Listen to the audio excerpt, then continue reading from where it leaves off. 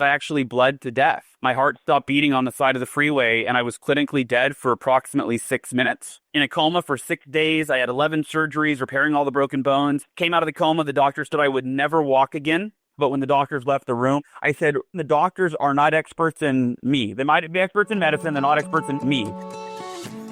Top leaders, meaningful conversation, actionable advice, bulldoze complacency, ignite inspiration, create impact. Produced by Southwestern family of companies. This is the Action Catalyst.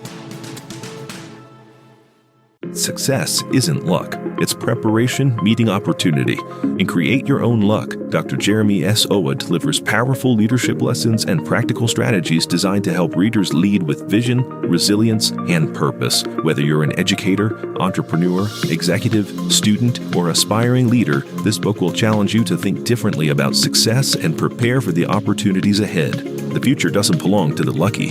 It belongs to the prepared. Get your copy of Create Your Own Luck today on Amazon and Barnes & Noble. Create the opportunity.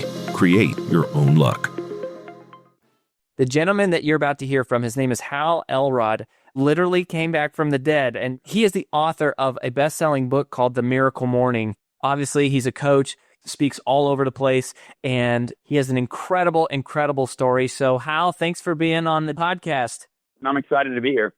So can you just kind of tell us about The Miracle Morning, and can you just kind of give us a quick synopsis of what it's about? Yeah, man. And I'll tell you, it's a surprise to me. When I wrote the book, I had no idea that it would become this popular.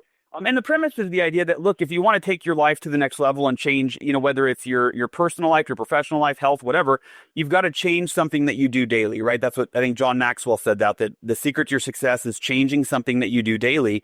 And through kind of research and hitting a rock bottom, which we can go into in a few minutes, I had hit a rock bottom. And really, after doing a little bit of research, I realized, wow, successful people wake up early. And I wasn't a morning person. I was the snooze guy. And I hit the snooze button 3 times, 5 times, get out the door, rushed and hectic. And I realized successful people wake up an hour or two before they have to be awake, and they work on themselves. In other words, they work on developing themselves to become the person they need to be, that can really easily attract, create, and sustain the levels of success that they want. And I wasn't doing that. And so I started doing it. I created the most extraordinary personal development routine that I could ever imagine in the morning. And within 2 months, I had doubled my income. I got in the bed. I mean, just amazing things happened. And that's what became The Miracle Morning. But I never intended it to become a book. It was just my own thing. Sure. And one thing led to another. And now it's being impacting people around the world in the same way it did for me. Yeah. Before we get into that, I want your story, because that's the part that was really powerful to me. You're 20 years old. You're hit head on by a drunk driver at 70 miles an hour. You were literally found dead at the scene. So at that time in my life, I'm 20 years old. I was a year and a half into a career in direct sales. And I had been real fortunate to have a really, a brilliant mentor that guided me. And I ended up being one of the top sales reps in the history of the company. I'd broken all sorts of sales records and that sort of thing. And one night I was asked to give a speech on, kind of a motivational speech on what I was doing to be successful. And after the speech, I got my first standing ovation. So it was kind of like a special moment. I had never gotten that before, and I was pretty excited. Got in my brand new Ford Mustang, which at age 20, it was like my dream car. I had just bought it 3 weeks prior. It was a white Ford Mustang, 5-speed. Driving on the freeway, really feeling on top of the world. Like, my last memory from that night was just feeling so grateful and excited about how the night went and my life and everything else. And a man that I'd never met before left the bar after 2 beers, got on the freeway going the wrong direction. I don't remember the headlights coming at me. I don't remember what I was thinking. I don't remember any of that actual occurrence. But I was hit head on at 70 miles an hour. Both of us were doing 70 miles an hour for 140 mile an hour impact. My car spun off the drunk driver into oncoming traffic, and the car behind me hit me in my door at 70 miles an hour. So you can imagine sitting in your car and having a car run into your door at 70 miles an hour full speed. I broke 11 bones instantaneously. I broke my leg in 2 pieces. My femur broke in half. My pelvis broke in 3 places. My arm broke in half behind the bicep. Severed my ear. The bones around my eye were completely destroyed. It's all rebuilt in metal now. And I was so crushed in the car that even when the ambulance and the fire department got there, 15 minutes later, they couldn't get me out. It took them an hour to cut me out of the car. And when they finally did, I had lost so much blood during that hour, of just being trapped in the car, that I actually bled to death. And my heart stopped beating on the side of the freeway, and I was clinically dead for approximately 6 minutes. Rushed to the hospital in a coma for 6 days. I had 11 surgeries, repairing all the broken bones. Came out of the coma. The doctor said I would never walk again, and that I had suffered permanent brain damage. I have pretty much no short-term memory. And that's really the reality that I was faced with. That to me, was my first rock bottom. It's like, I can't imagine life being much worse than this, So after the accident, the doctor said I would never walk again. And I told, that I didn't tell the doctors. I didn't want to get confrontational. But when the doctors left the room, my parents were just crying. They were distraught, and I wasn't. I said, look, Mom and Dad, I said, number one, the doctors are not experts in me. They might be experts in medicine. They're not experts in me. And I said, and I've already decided, and this was like a week after I came out of my coma, I said, one of two options. Either the doctors, if they are correct and I'm never able to walk again, I've already decided that I'm at peace with it, and I'll be the happiest person you've ever met in a wheelchair. And kind of funny, I did tell them, I said, and Mom and Dad, remember, my dream was to be a motivational speaker. I go, but you guys were so good to me. I don't really have anything that, I've ever had to overcome. So, God, I wouldn't have asked for this, but maybe that's why this happened. I don't know. Right. And I said, the other option, though, is I'm going to walk again. And I'm putting all my energy, all my faith, all my prayer, I'm visualizing that I'm going to walk again. And a week later, the doctors came back with the x-rays, and they said, Hal, we don't know how to explain this, but your body is healing miraculously. We're going to let you take your first step in therapy tomorrow. And I started walking again. I left the hospital 4 weeks later. I begged my dad to drive me to sales appointments. And I ended up, that year, I was one of the top sales reps again, with other people driving me to my appointments because of the brain damage. I couldn't drive my car. So I got back on track very quickly. I ended up being one of the youngest members of the Hall of Fame. And then I left my sales career after I hit the Hall of Fame, and I launched I wrote my first best-selling book, Taking Life Head On. I launched a coaching business, doing life coaching, sales coaching, success coaching, that sort of thing. And I started my speaking career. And a few years into that, it was going phenomenal, and the U.S. economy crashed. And like you can relate to, and so many Americans, for me, I lost over half of my income. It felt like it was overnight. I mean, it really was, it happened gradually over like a 6-month period. But it was basically, my clients couldn't afford to pay me. Companies weren't bringing in speakers at that point. They were really tight with their budgets. And I lost over half my income. I couldn't pay my bills. I couldn't pay the mortgage. I lost my house to the bank. I stopped exercising completely because I was in such fear and scarcity mode, trying to just wake up in the morning and figure out how to make some money or turn things around. And I got deeply depressed. More depressed. I've never been so depressed in my life, to where I was suicidal. I didn't want to get out of bed in the morning. I didn't want to live. And it felt hopeless because it kept getting worse. I thought it was at the rock bottom. Then it got worse. Another client canceled. Another creditor called, etc.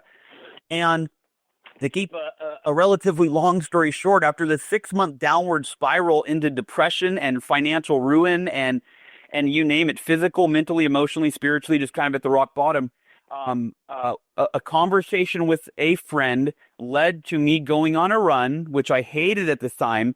And on that run, I heard a quote from Jim Rohn that changed my entire life. And it's the basis of my life in the Miracle Morning now. And here's the quote: your level of success will seldom exceed your level of personal development, because success is something you attract by the person you become. And I realized I'm not dedicating time every day to becoming the person that I need to be to create the level of success that I want. In other words, I want my life to improve, but I'm not dedicating time every day to my self-improvement. And it's like, I knew that, like, if someone would ask me, hey, do you need to get better to get, make your life better? Should you get better first? I'd probably be like, yeah, but I wasn't doing what you need to do. And so I decided, I went home, I did some research, and I basically came up with the 6 most sworn by personal development practices, by any expert or guru: meditation, affirmations, visualization, exercise, reading, and journaling. And the next morning I woke up and I did all 6 of them from 5 a.m. to 6 a.m., which was crazy for me. I wasn't a morning person.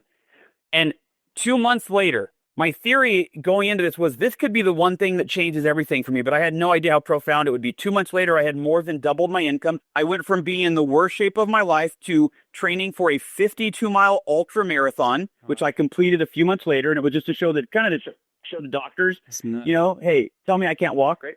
And my depression was gone within like 48 hours. So that's the kind of the general idea of how the Miracle Morning was born. And now there's tens of thousands of people around the world that, that are losing weight, they're increasing their income, they're quitting smoking, they're reading more, they're improving their relationships, everything as a result of making sure they start every day in the optimum way. You say you have this sort of 5-step snooze-proof wake-up strategy, and can you just tell us what that is? Yeah, when it's funny, that is arguably the most important chapter in my book, but I never intended it to be, and I didn't know it would be, and it's the shortest chapter. And the reason is, the Miracle Morning does a very good job of getting you to understand that arguably the single most important improvement you can make in your life to improve your success is create that morning success ritual. And then it tells you what to do, the 6 practices, how to do them, how long to do them. But without that middle piece of, well, how do I get my butt out of bed? This book and the concept would have fallen flat on its face. Because people would have read it and be like, yeah, I was so inspired. And then but I couldn't get out of, I tried and I failed, right? Because we're all such snoozeaholics.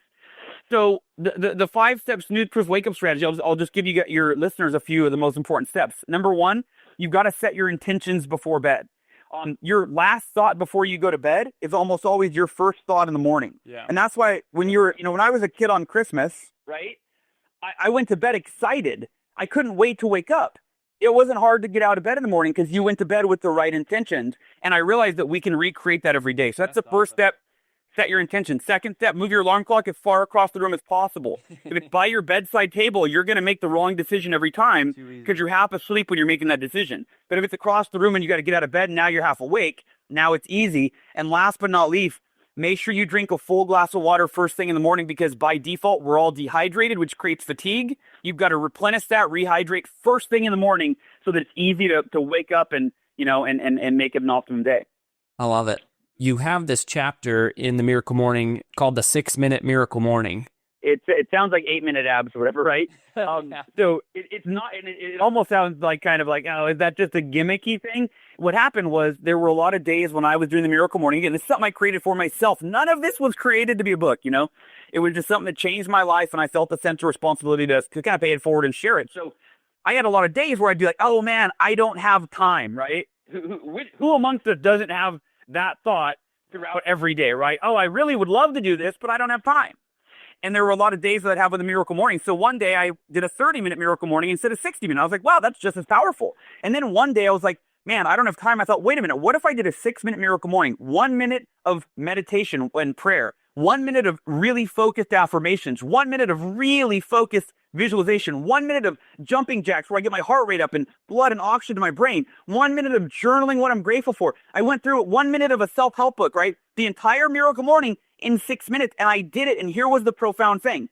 It took 1/10 of the time, but I still got roughly 90% of the benefit. Right. And so I don't advocate, hey, do a 6-minute Miracle Morning every day, but I put that in the book. It's an important chapter because it makes you realize there's no excuse. Everybody can fit that in. So for me, I do a 6-minute Miracle Morning probably twice a week. And then the rest of the week, I do a full hour. Awesome. Well, Hal, it's just awesome. So keep doing what you're doing, brother. We wish you the best. Thank you so much. If you enjoy this podcast, please make sure to subscribe. And to stay updated on everything that the Action Catalyst is up to, make sure to follow us on Facebook and Instagram at Action Catalyst Podcast and on Twitter at Catalyst_Action. And thanks for listening.